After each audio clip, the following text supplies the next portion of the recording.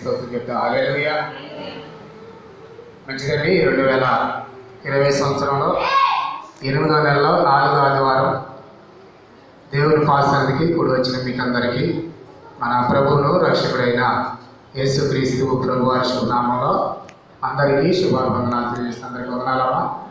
ఈరోజు మరి మన మధ్యలో నూతనంగా ఉన్న యవనస్తురాలు సువార్తను బట్టి ప్రత్యేకమైన వందనాలు తెలియజేస్తున్నాం. అలాగే చాలా తర్వాత మన సహోదరి వచ్చిన ఇంద్రలక్ష్మి గారికి అలాగే జ్యోతిని బట్టి కూడా దేవుని స్తుతిస్తున్నాం. మంచిదమ్మా. మరి వచ్చిన వారు మీరు ధన్యులు, పిలువబడ్డవారు అనేకులు, ఏర్పరచబడ్డవారు కొద్దిమంది అని బైబిల్ ఉంది. బైబిల్ చరిత్ర ఏంటంటే ఇదేదో మనం చూసి ఆశ్చర్యపడాల్సిన అవసరం లేదు, మరియమ్మ గారు బాధపడాల్సిన అవసరం కూడా అంతకన్నా లేదు. అందరూ రావట్లేదంటే అందరూ రారు. ఇరుకు మార్గంలో ప్రవేశించేవాళ్ళు కొంచెం మంది, విశాల మార్గంలో వెళ్ళేవాళ్ళు ఎక్కువ మంది. కాబట్టి లోకంలో ఉన్నవాళ్ళు ఏమనుకుంటారంటే లోక మాటలే నమ్ముతారు. అంటే టీవీలు బాగా ఫాలో అవుతున్నారు జనాలు. ఏం ఫాలో అవుతున్నారు? అక్కడికి వెళ్తే వస్తుంది, ఇక్కడికి వెళ్తే వస్తుంది అనుకుంటున్నారు. కానీ మన 2 రోజుల క్రితం అదే టీవీలో వార్తలో చెప్పారు, మురికాల నీళ్ళల్లో కూడా వైరస్ వస్తుందంట. ఎక్కడి నుంచి వస్తుంది?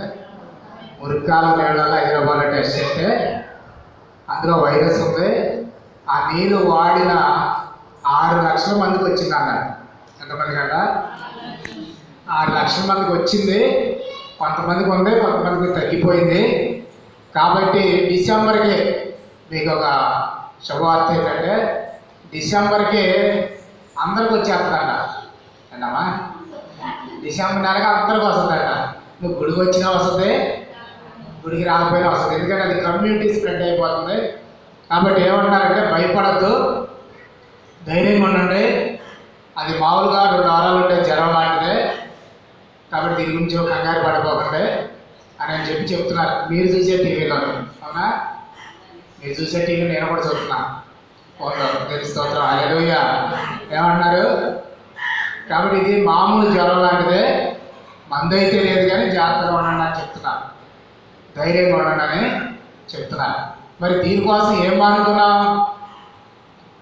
ఏమీ మానుకోవాలా, ఒక గుడి తప్ప, అవునా? కాబట్టి ఏంటంటే ఈ లోకం అలా ఉంటుంది. ఇది దేవుడు అన్నాడు, ఆయన వచ్చే టైంకి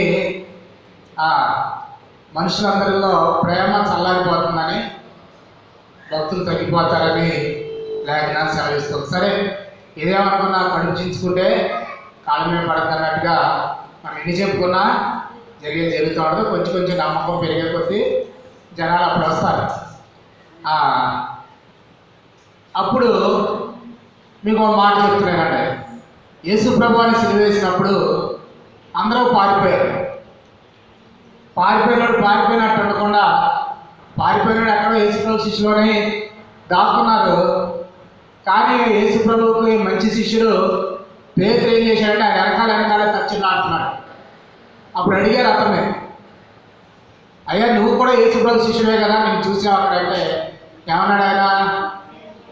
అబ్బెబ్బెబ్బే, ఆయన ఏమన్నా నాకు తెలవదా అన్నాడు. 3 సార్లు అబద్ధం ఆడాడు. నిజం చెప్పంటే ఒట్టు పెట్టుకున్నాడంట.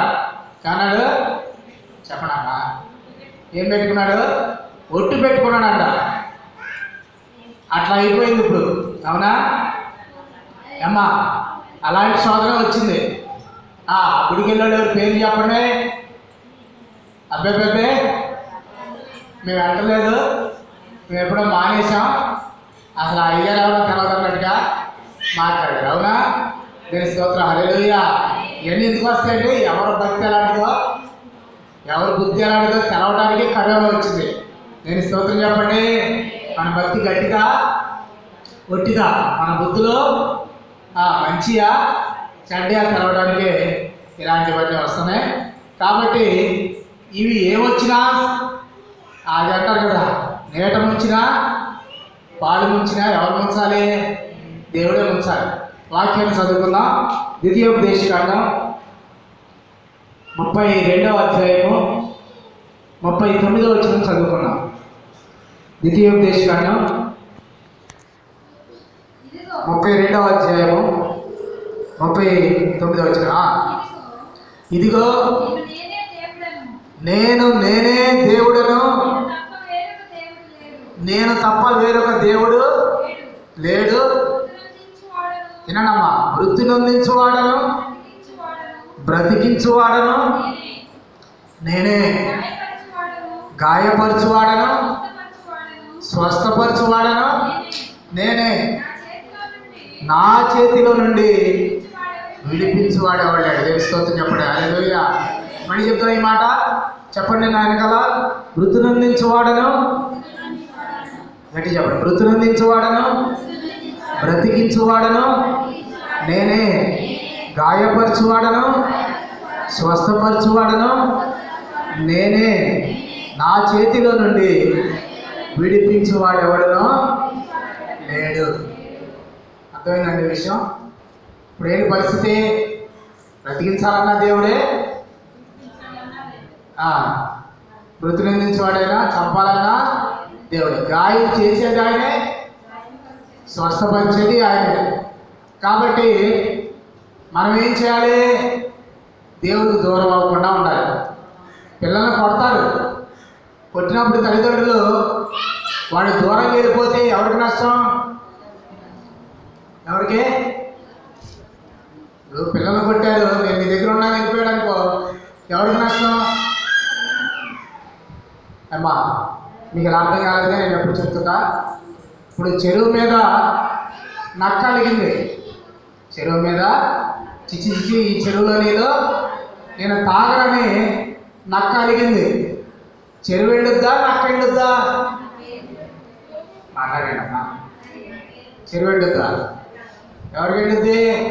అలాగే ఈ రోజున దేవుడి మీద అలిగి దేవుని దూరం ఉంటే ఏ ప్రయోజనం లేదు. బ్రతికించాలని ఆయనే, చంపాలన్నా ఆయనే. ఇలాంటప్పుడు ఎందుకు చంపుతాడండి ఆయన? ఆయనకి ఎందుకంటే అంత కోపం అని మనం అనుకుంటాం.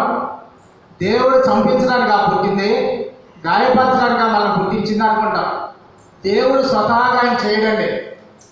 ఇప్పుడు వాళ్ళ అమ్మ చెప్తుంది, ఆ పిల్ల వినలేదనుకో, ఒకసారి చెప్పి, రెండుసార్లు చెప్పి, మూడుసార్లు చెప్పి, ఇక అయితే మా ఇంటికి వస్తానని లాగి పెట్టబడి ఇస్తుంది.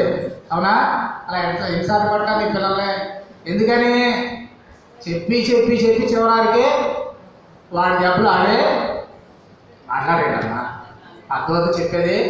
మీరు అంటుంటారు సామెత, నాకు కదే అని అంటారంట. అవి తెచ్చుకునేదాకా కొంతమంది అలాగే చేస్తారు. దేవుడు అంటే లెక్కలేనమాట. పాపంలో లోకము మునిగిపోయి ఉండగా దేవుడు ఏం చేయాల్సి వచ్చిందంటే గాయాన్ని పెట్టాల్సి వచ్చింది. అంతేగాని దేవుడు ఏమి శాడిస్ట్ కాదు. దేవుడు ఏమి మనల్ని శిక్షించడానికి మనం పుట్టించలా. కాబట్టి కొన్నిసార్లు మన ప్రవర్తన అలాగా ఉంటుంది. చూడండి, బ్రతికించేవాడు ఆయనే, మృతి నొందించేవాడు ఆయనే, గాయపరిచేవాడు ఆయనే, స్వస్థపరిచేవాడు ఆయన. ఆయనలో 2 యాంగిల్స్ ఉన్నాయి. ఎవరిలో చెప్పడమ్మా? దేవుల్లో ఏమున్నాయి? 2 యాంగిల్స్ ఉన్నాయి. మేలు చేసేవాడు ఆయనే, లేకపోతే కీడు చేసేవాడు ఆయన. ఇది చదువుతున్నప్పుడు మనకు అలా కనిపిస్తుంది. అలా కనిపించకూడదు. ఎలా కనిపించాలంటే ఆయనలోనే మేలు చేసేవాడు, కీడు చేసేవాడు అని మనకు అనిపించకూడదు. ఆయన అలా చేయడానికి కారణం మనమే. మేలు తెచ్చుకున్నాడు మనమే, కీడు తెచ్చుకున్నాడు మనమే. అనండి, మేలు తెచ్చుకునేవాడు మనమే, కీడు తెచ్చుకునేవాడు మనమే. మనలో ఉన్నాయి 2 యాంగిల్స్. చూడటానికి వాక్యం ఎలా ఉంది? దేవుడు 2 రకాలు ఉన్నాడని ఉంది, కానీ అది కాదు వాస్తవం. ఏంటయ్యా వాస్తవం? మనలోనే 2 లక్షణాలు ఉన్నాయి. డబుల్ పోజ్ మాట. ఎవరమ్మా చెప్పండి? మనలోనే 2 లక్షణాలు ఉన్నాయి. అప్పుడే మనము దీనికి గురవుతున్నాం. ఉదాహరణకు ఒక వ్యక్తిని చూపించి నేను ముగిస్తాను. తక్కువ మంది ఉన్నాం కాబట్టి కొద్ది సమయం జ్ఞాపకం చేసుకుందాం. సమూయేలు, మొదటి సమూయేలు గ్రంథం 17వ అధ్యాయము, మొదటి సమూయేలు గ్రంథం 17వ అధ్యాయంలో మనం చూస్తే దావీదు విజయం అనేది యుద్ధం గురించి మనం చూస్తున్నాం. దేవుని స్తోత్రం. హల్లెలూయా. మీకు అందరూ తెలిసిన విషయమే. ఇశ్రాయేలు మీదకి గొలియాతు అనే అతను యుద్ధానికి వచ్చాడు. అతను గురించి చెప్పాల్సి వస్తే అతని కత్తి చాలా గొప్పదే, అతను పెట్టుకునే శిరస్త్రాణం, అతను వాడే డాలు, అతను ఎత్తు చూసి అందరూ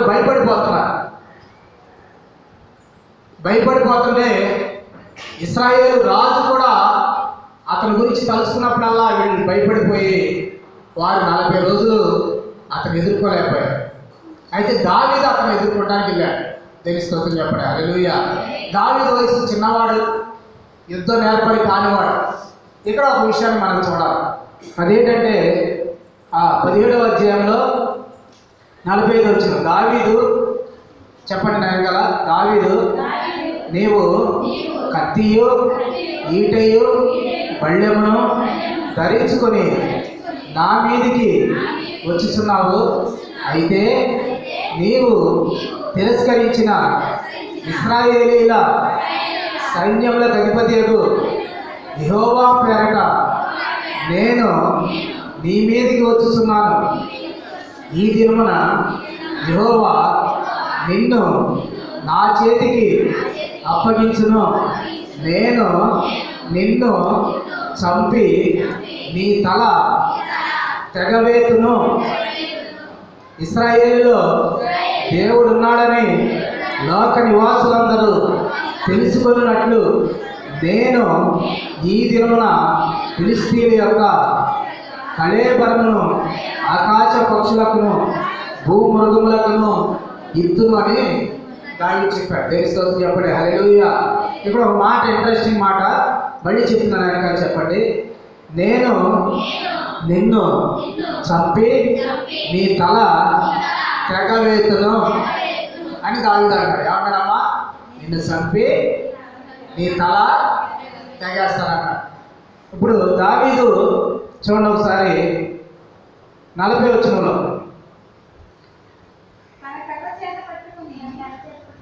వాటిని తీసేసి తన కర్ర చేత పట్టుకొని ఏటి లోయలో నుండి 5 నున్నని రాళ్లను ఏరుకొని తన యొద్దనున్న చిక్కములో ఉంచుకొని ఒడిసెల చేత పట్టుకొని ఆ ఫిలిష్తీయుని చేరువకు పోయాను. దేవుని స్తోత్రం చెప్పండి. అమ్మ, ఈ 2 మాటలు చదివించాను, మీకు అర్థమైందో లేదో నేను ప్రశ్న అడుగుతున్నాను. ఏమన్నాడు ముందు? నిన్ను దావీదు అతనే నిన్ను చంపి నీ తలను నరికి వేస్తున్నాడు అన్నవాడు ఏం పట్టుకెళ్ళాడు? రాళ్ళు, ఒడిసెల, కర్ర తీసుకెళ్ళాడు. మీకు అది అర్థమైంది? ఇక్కడ ఏమర్థమైంది? పట్టుకున్నది కర్ర,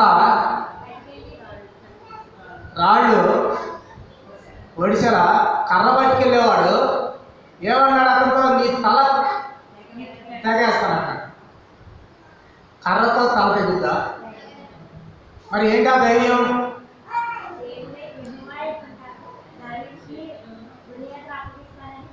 అర్థమైంది మీకు? అంటే దావీదు పట్టుకెళ్ళే వాటితో యుద్ధం జరగదని ఆయనకు తెలుసు. నేను పట్టుకెళ్ళేది కర్రే, కానీ దేవుడు నా ఆత్మలో ఉండి చెప్తున్న మాట ఏంటంటే అతని తల నరికేస్తా నేను అంటున్నాడు. చేతిలో కత్తి లేదు, కానీ అలా జరిగిందా లేదా? ఎప్పుడు? అతను దేవుడు నమ్ముకొని యుద్ధానికి వెళ్ళినప్పుడు. దేవుని స్తోత్రం చెప్పండి హల్లెలూయా. దేవుడు నమ్ముకొని వెళ్ళాడు, దేవుడి మీద ఆధారపడి వెళ్ళాడు. అందరూ భయపడిపోయారు. 6 నెలల జాన్ అన్నాడు. కానీ అతని కత్తు, అతని డాలు, అతని శిరస్త్రాణం చూసి అందరూ భయపడి పొడిగిపోయారు. కానీ ఇతను ఎందుకు వెళ్ళాడు? ఎలా వెళ్ళాడు? అతనిలో దేవుని యొక్క నమ్మకం, దేవుని మీద నమ్మకంతో వెళ్ళాడు. దేవుని స్తోత్రం చెప్పండి హల్లెలూయా. ఆ నమ్మకం అతను గెలిపించిందా లేదా? చెప్పనమ్మా. ఏమన్నాడు? నేను నిన్ను చంపి నీ తల తెగవేస్తానన్నాడు. నిజంగా దేవుడు అతను తోడుండకపోతే ఆ మాట జరిగేదా? ఏం జరిగింది? ఒడిసెల రాయితో కొట్టగా నుదుటికి తగిలి అతను బాగా పడిపోయాడు. ఎలా పడిపోయాడు? కానీ నుదుటికి తగిలితే ఎటు పడాలని చెప్పాను నేను? వెనక పడాలి. కానీ ఎటు పడ్డాడు? ఎదరక పడ్డాడు. అంటే దెబ్బ ఎట్టించి తగిలింది? చెప్పడమ్మా. వెనక పడాలి. ఇప్పుడు రాయి, అతను కొట్టిన రాయి ఇక్కడ తగిలింది, అతని దెబ్బ అయితే ఎక్కబడాలి. కానీ బోర్లా పడ్డాడంటే ఎవరి దెబ్బది? తెలుస్తుంది చెప్పండి. హల్లెలూయా. అంటే దేవుడు నమ్ముకొని వెళ్ళినప్పుడు యుద్ధం ఎవరు చేశారు? దేవుడే చేశాడు. అతను బోర్లా పడ్డాడు. ఇప్పుడు అతని చేతిలో ఉన్న కత్తి లాక్కొని అతని తలను తెగనరికి తల పట్టుకొని రాజుగారి దగ్గరికి వెళ్ళాడు. తెలుస్తుంది చెప్పండి. హల్లెలూయా. అది ఎలా జరిగింది? అతను దేవుడి మీద ఆనుకున్నాడు కాబట్టి, దేవుని నమ్ముకొని వెళ్ళాడు కాబట్టి, దేవుడి మీద శ్వాసంతో వెళ్ళాడు కాబట్టి అతను చెప్పిన మాట నెరవేరు. నువ్వు ఎప్పుడైతే దేవుడి మీద ఆనుకుంటావో దేవుడు నీకు బ్రతికిస్తాడు, దేవుడు నీకు సహాయం చేస్తాడు, దేవుడు నీ పక్షి యుద్ధం చేస్తాడు. దేవుడి మీద ఆనుకొని ఉన్నప్పుడు దేవుడు నీకు గొప్ప విజయాలు అందిస్తాడు. దేవుని స్తోత్రం చెప్పండి. హల్లెలూయా. అందుకని ఏమంటాడు తెలుసా? నా పక్కన 1000 మంది పడినాను, నా గుడి పక్కన 10,000 మంది కూలినాను, అపాయం మాత్రం నా దగ్గరికి రాదు. ఎందుకని? నన్ను కాపాడువాడు కురుతాడు, నిద్రపోడు. దేవుని స్తోత్రం చెప్తాం. హల్లెలూయా. కాబట్టి ఎక్కడెక్కడో తిరిగినా, ఎక్కడెక్కడికి వెళ్ళినా నీకు లేని కాపుదల ఎక్కడ దొరుకుతుందంటే దేవుడి సన్నిధిలో దొరుకుతుంది. కానీ ఇది మర్చిపోయి దేవుడి సన్నిధికి వెళ్తేనే మనకు క్షేమం లేదు, దేవుడి సన్నిధికి వెళ్తేనే మనం ఇది అవుతామని అనుకున్నాం. అది భ్రమే. ఎందుకంటే దేవుడు తప్పించగల సమర్థుడు. ఇంకో మాట ఏం చెప్తున్నారంటే, టీవీలో భయపెట్టినంతగా భవిష్యత్తులో అలా ఉండదని చెప్పాను లేదా? డిసెంబర్కి అందరికీ వస్తుందని, ఇప్పటికే 5 నెలలా కలిసిపోయిందని చెప్పాను లేదా? అక్కడ దాకా ఎందుకంటే మొదట్లో మనకు లాక్డౌన్ అయినప్పుడు అవునా బాజీ గారి విషయంలో ఉన్నంత భయం ఈరోజు నాకు ఉందా? అసలు ఆ రోజు ఎంత భయపడిపోయారు, ఊరంతా ఎంత అడవడైంది. తర్వాత ఒక్కొక్కరికి అర్థమవుతుంది. అంటే తేడా ఎక్కడుందంటే మనలోనే తేడా, అంటే ప్రచారంలో తేడా ఉంది. కాబట్టి మనుషుల మాటలు మనం చూసి భయపడేదంటే దేవుడిచ్చే ధైర్యమైన మాటలతో ధైర్యం పొందుకోవడం మంచిది. దేవుని స్తోత్రం చెప్తాం. హల్లెలూయా. గడి చెప్పండి. హల్లెలూయా. ఇప్పుడు వాళ్ళు ఏమన్నారు? కరోనా వైరస్కి మందు లేదు, ధైర్యం ఒకటే మార్గం మందు అన్నారు. అవునా కదా? చెప్పడా? అసలు మందే లేదు, కానీ ప్రైవేట్ హాస్పిటల్కి అయితే లక్షల్లో బిల్లు వేస్తున్నారంట. ఎంత వేస్తున్నారు? మొన్నే ఎక్కడ ఏలూరులో ఒక హాస్పిటల్ చూశారు, లక్షలలో బిల్లు వేశారట. మందే లేదు కానీ లక్షల్లో బిల్లు వేస్తారు. అంటే ఏంటి? జనాల భయాన్ని వాళ్ళు క్యాచ్ చేసుకుంటారు. కాబట్టి లోకంలో భయమే ఉంది. దేవుడి సన్నిధికి వస్తే మనకు ధైర్యం వస్తుంది. దేవుని స్తోత్రం చెప్పండి. హల్లెలూయా. ఎదరు చూస్తే 6 మూరల జానుడు ఉన్నాడు, అతని డాలు, అతని కత్తి, అతని శిరస్త్రాణం చూసి భయపడిపోతున్నాడు. కానీ దావీదు ఎందుకు భయపడ్డా? దావీదు దేవుని మీద నమ్మకం. వాళ్ళు చూసింది అతన్ని, దావీదు చూసింది దేవుడిని. కాబట్టి ఎవరైతే దేవుని మీద ఆడుకుంటారో, దేవుని వైపు చూస్తారో వారి మేలులే పొందుకుంటారు, దేవుళ్ళే పొందుకుంటారు. బైబిల్లో చాలా మంది అలాంటి వారిని చూసాం. ఏంటది? అప్పుడు వరకు ఉన్న అగ్నిగుండాన్ని 7 పెంచేశారు. షడ్రకు, మెషకు, అబేద్నెగో పెంచేస్తే ఏం జరిగింది? వీళ్ళని తీసుకెళ్ళి అందులో పడేసినాడు, కాలు చనిపోయారు. కానీ అందులో పడవేయబడ్డవాళ్ళు అగ్నివాసన రాలేదు. ఎందుకని? వాళ్ళు అగ్ని చూడలేదు, వాళ్ళు వెనుకున్న దేవుణ్ణి చూశారు. దేవుని స్తోత్రం చెప్పండి. రెడీ చెప్పండి. హల్లెలూయా. కుక్కలను చూస్తే మనం భయపడతాం. అలాంటిది ఆకలితో సింహభూమిలో వేశారు దానియేలుని. ఏం జరిగింది? సింహాలు తినవా మనిషిని? చెప్పడమ్మా, తింటాయి. అలాంటిది ఒక్క వ్యక్తి వచ్చినప్పుడు తినకుండా ఆగిన కారణం ఏంటంటే దేవుడు చెప్పాడు సింహాలకి, మీరేమీ కంగారు పడద్దు, ఈయన ముట్టుకోకుండా ఉన్నారనుకో, ఎవరిని? దానియేలు కనుక మీరు తినకుండా ఉన్నారనుకో, రేపు ఇంకా మంచి విందు భోజనం మీకు ఇస్తారు. ఇంకా ఎక్కువ మంది మీకు వస్తున్నారు, బాగా బలిసిన వాళ్ళు ఉన్నారు. ఎవరో చెప్పలేదమ్మా. కొంతమంది గర్వంతో ఉన్నవాళ్ళు ఏమంటారు? వాడు బాగా బలిశాడన్నారు. అలాగే ఇతని మీద కుట్ర చేసిన వాళ్ళు అందరినీ దానియేలు బయటకు వచ్చిన తర్వాత అందులో వేయగా వాళ్ళు ఎముకలు కూడా పొడి చేసుకొని తినేసి సింహాలు. దేవుని స్తోత్రం చెప్పండి. హల్లెలూయా. అంటే దానియేలు ఎవరు చూశాడు? సింహాన్ని చూశాడా? దేవుని చూశాడా? ఎవరైతే దేవుని మీద ఆడుకుంటాడో, ఎవరి మనసు యెహోవా మీద, దేవుని మీద ఆడుకుంటారో వారికి పూర్ణ కలుగుతుంది. కాబట్టి లోపల ఉండి భయపడతానే ఉన్నారనుకో. వాడెవడో అన్నాడు వార్తల్లోనే, ఎంతకాలం భయపడతా ఉంటాం, ఒకసారి వచ్చిపోతే బెటర్ అంటున్నాడు. కరోనా అన్నాడు, నేను వస్తుందని భయపడే కంటే ఆల్రెడీ ఒకసారి వచ్చిపోతే ఏ గొడవ ఉండదుగా అన్నాడు. అంటే లోకంలో భయాలు ఉన్నాయి, దేవుని సన్నిధి ఉందనే ధైర్యము ఉంది. కాబట్టి మేలు పొందుకోవాలంటే దేవుని మీద ఆనుకోవాలి, దేవుని మీద విశ్వాసించాలి. తెలుసుకోవచ్చు చెప్పండి. కాబట్టి మనలోనే మేలు ఉంది, మనలోనే కీడుందని చెప్పాను కదా, అవునా? ఇప్పుడు మనలో రెండో యాంగిల్ చూద్దాం. ఇదే దావీదు దేవుని మీద ఆనుకొని మేలు పొందుకున్న తర్వాత ఈయన గర్విస్తే, ఏమంటే ఈయన సుఖం బాగా వచ్చిన తర్వాత కన్ను నిన్ను కాకుండా పాపం చేశాడు. ఏం చేశాడు చెప్పనా? పాపం చేశాడు. పాపం కప్పుకోవడానికి మర్డర్ చేశాడు. ఏం చేశాడు? పాపాన్ని కప్పుకోవడానికి హత్య చేశాడు. అప్పుడు దేవుడు పాస్టర్ గారు పంపించి అతనితో మాట్లాడించాడు. ఆయన పాస్టర్ గారు వెళ్ళి ఉపమానరీతిగా మాట్లాడాడు. ఎలా మాట్లాడాడు? ఉపమానరీతిగా పాస్టర్ గారు మాట్లాడు అన్నాడు, బాబు నీకు ఉదాహరణ చెప్తాను. నేను పాస్టర్ గారి పేరు నాతాను. ఏంటమ్మా? దావీదు దగ్గరికి వెళ్ళి అన్నాడు. పాస్టర్ గారు ఏమన్నాడంటే, బాబు ఒక వ్యక్తికి 100 గొర్రెలు ఉన్నాయి. వినండి, ఒక వ్యక్తికి 100 గొర్రెలు ఉన్నాయి, ఇంకొకటికి ఒకటే గొర్రె ఉంది. ఈ ఒకటే గొర్రె ఉన్న అతను దాన్ని చాలా జాగ్రత్తగా చూసుకున్నాడు. అవసరమైతే తన పక్కన పడుకోబెట్టి ఉన్నాడు, తన ప్రాణప్రదంగా చూసుకున్నాడు. అయితే ఆ 100 గొర్రెలు ఉన్న వాడికి, ఎవరికి మాట్లాడాలి, ఆ 100 గొర్రెలు ఉన్న వాడికి చుట్టాలు వచ్చారు, బంధువులు వస్తే వాళ్ళకి నిందు చేయాలి. కాబట్టి గొర్రెలు వదిలిద్దామని ఏం చేశాడంటే, తనకున్న 100 గొర్రెల్లోకి వెళ్ళి ఒక గొర్రెలు తెచ్చి వధించకుండా ఒకటే గొర్రెల వాడి దగ్గరికి వెళ్ళి ఆ గొర్రె తీసుకొచ్చి వధించి వాళ్ళకి నిందు చేశాడు. అనేసరికి దావీదు కోపం వచ్చింది. ఎవడాడు? అలాంటి వాడు నా రాజ్యంలో ఉన్నాడా? కాబట్టి అలాంటి వాడు మరణానికి పాత్రుడు. ఏమన్నాడు? మరణానికి పాత్రుడు. ఒక గొర్రెని చంపడానికి దానికి 4 గొర్రెలు తిరిగి ఇవ్వాలి అని తీర్పు చెప్పాడు. దేవుని స్తోత్రం చెప్తాం. హల్లెలూయా. చూడమ్మా. కాబట్టి ప్రియమైన దేవుని బిడ్డలారా, దేవుని స్తోత్రం. హల్లెలూయా. గట్టి చెప్పండి, హల్లెలూయా. కాబట్టి ఒక గొర్రెకి ఎన్ని గొర్రెలు ఇవ్వాలని చెప్పాడు తీర్పు? చెప్పడమ్మా. 4 గొర్రెలు తిరిగి ఇవ్వాలని చెప్పాడు. మరి అప్పుడు ఏమన్నాడంటే పాస్టర్ గారు, ఆ మనుషునివే నువ్వే అన్నాడు. ఏమన్నాడు?